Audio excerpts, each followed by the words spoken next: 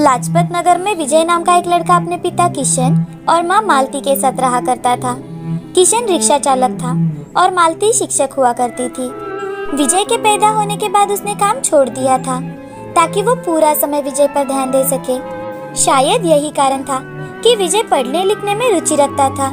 आर्थिक तौर पर वे ज्यादा कमाते तो नहीं थे, पर उसकी पढ़ाई लिखाई में किशन और मालती ने कोई कसर नहीं छोड़ी थी। एक दिन की बात है। बेटा विजय, क्या कर रहे हो? पापा, मैंने ये किताब लाइब्रेरी से ली है। इसमें बहुत से सफल लोगों की कहानियां हैं।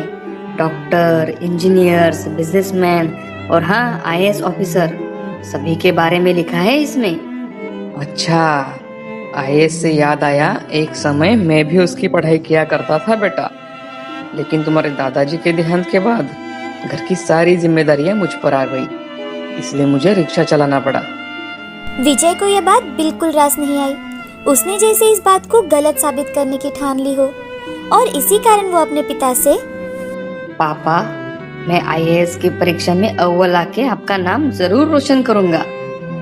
हाँ जरूर विजय, मुझे तुम पर पूरा भरोसा है। किशन ने विजय की बात को बचपना समझ के छोड़ दिया था, पर जैसे जैसे विजय बड़ा होता गया वैसे ही उसका फैसला पक्का होता गया। घंटों तक वो किताबें लेकर बैठता था, बस तभी उठता था जब उसे अपने माँ पिताजी का कुछ काम करना हो या फिर भोजन करना हो। इससे चिंतित होकर उसकी माँ उससे, बेटा विजय, तुम्हें थोड़ा आराम कर लेना चाहिए।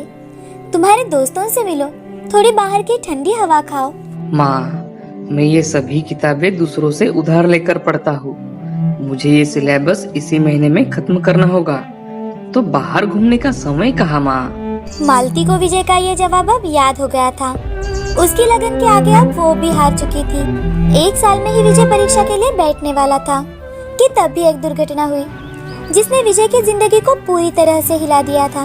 किशन को दिल का दौरा पड़ा और बड़ी मुश्किल से विजय और मालती उसे अस्पताल लेकर जा पाए। बेटा, अब क्या होगा? तेरे पिताजी को तो फिर से अटैक आ गया। मालती अपनी सुध-बुध खो रही थी। विजय भी बहुत चिंता में था क्योंकि किशन को पहले भी एक बार दौरा आ चुका था।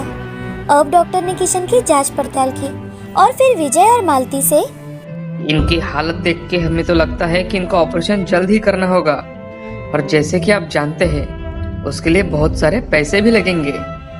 डॉक्टर साहब, आप पैसों की बिल्कुल चिंता मत कीजिए, मैं उसका इंतजाम कर दूंगा। आप बस पिताजी का ऑपरेशन करवा लीजिए। विजय ने डॉक्टर से कह तो दिया था कि वो जल्द से जल्द पैसों का इंतजाम कर लेगा, पर उसके माँ के जेवर और पिताजी की जमा पूंजी के अलावा उसके पास कुछ भी नहीं था।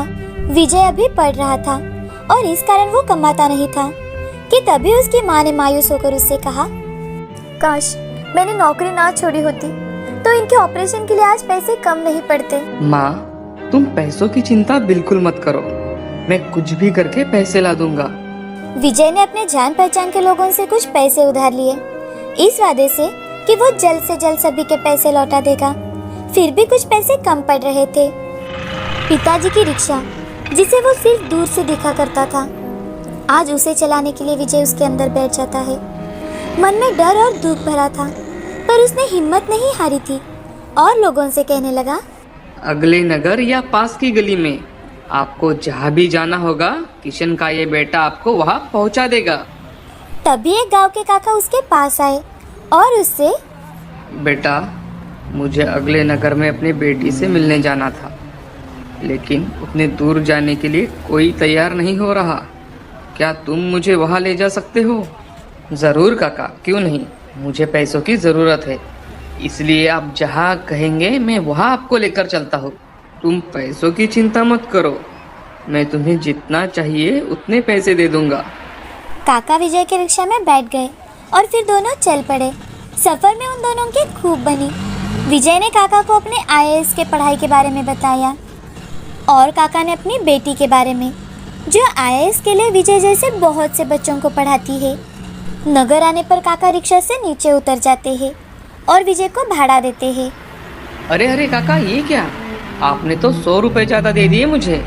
मैं अपने पिता की रिक्शा में हमेशा मेहनत के पैसे ही लेना पसंद करता हूँ। काका विजय की ईमानदारी से बहुत प्रसन्न थे और इसीलिए उन्होंने अपनी बेटी से कहकर उसे कुछ किताबें मुफ्त में पढ़ने को दे दी। बेटा, मैं तुम्हारे संघर्षों का भागीदार तो नहीं बन सकता, हाँ, पर तुम्हारे लक्ष्य को हासिल करने में तुम्हारी मदद जरूर कर सकता हूँ। काका, आपका बहुत बहुत शुक्रिया। पता नहीं चल रहा कि मैं आपका शुक्रिया अदा कैसे करूँ।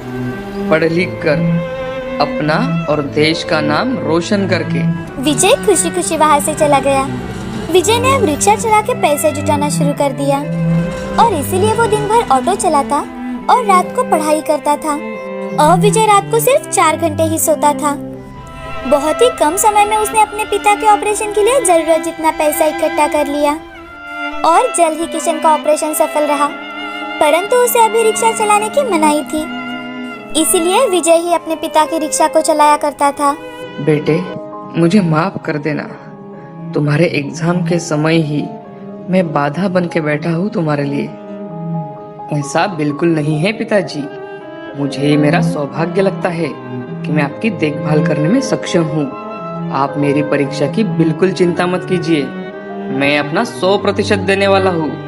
विजय के दृढ़ निश्चय से उसके पिताजी भावुक हो गए और उससे तुम जरूर सफल होगे बेटा। दिन बीत रहे थे। विजय दिन भर ऑटो चलाता और रात को दिन बनाकर पढ़ाई करता था। ऐसे ही उसकी परीक्षा का दिन आया। विजय को पता था कि वो इस मौके को हाथ से जाने नहीं दे सकता और इसीलिए उसने पूरी तैयारी कर ली थी। उसकी परीक्षा खत्म होने के बाद उसके पूरे परिवार को उसके रिजल्ट का बेसब्री से इंतजार था। क्या विजय पास होने वाला था या फिर फेल? एक दिन मालती भगवान के सामने दिया लगाकर तभी एक बच्चा दौड़ कर आता है और वो मालती से, मौसी मौसी, भैया का रिजल्ट आ गया। मालती दौड़ते हुए उस बच्चे की ओर जाती है और फिर विजय को देखती है जिसकी आंखों में आंसू भर आए थे। माँ, मैं पास हो गया हूँ माँ। मालती विजय को गले लगा लेती है और फिर विजय अपने पिताजी का आशीर्वाद लेता है। पिताजी, आपके और माँ की मेहनत के बिना ये मुमकिन नहीं था पिताजी। बेटा, ये तुम्हारी लगन और पढ़ाई का असर है। मुझे तुम पर बहुत गर्व है बेटा। ऐसे ही अपनी नेक दिली से लोगों की जिंदगी बेहतर बनाना। विजय ने आईएएस ऑफिसर बन लोगों की मांगे सुनी, उनकी मदद करता रहा, उनकी जिंदगी बेहतर करने की कोशिश करता रहा। जिंदगी में उसने बहुत मेहनत की और तो और सालों पुराना एक एहसान भी चुका दिया। पापा, आपके लिए पत्र आया है। उस पत्र में एक छोटा सा धन्यवाद लिखा था और 10,000 का चेक भी, जो काका के कोचिंग क्लास के नाम दिया गया था। मेरे लिए खत? वाकई में मैं एक फरिश्ते से मिला था। हाँ बिल्कुल पापा, इस बात में कोई शक नहीं। इस कहानी से हमें ये सीख मिलती है कि हमारी लगन और मेहनत ही हमारी सफलता का सबसे बड़ा सबूत होती है। और तो और ये सीख भी मिलती है कि हमारे अच्छे काम हमें कभी निराश नहीं करते।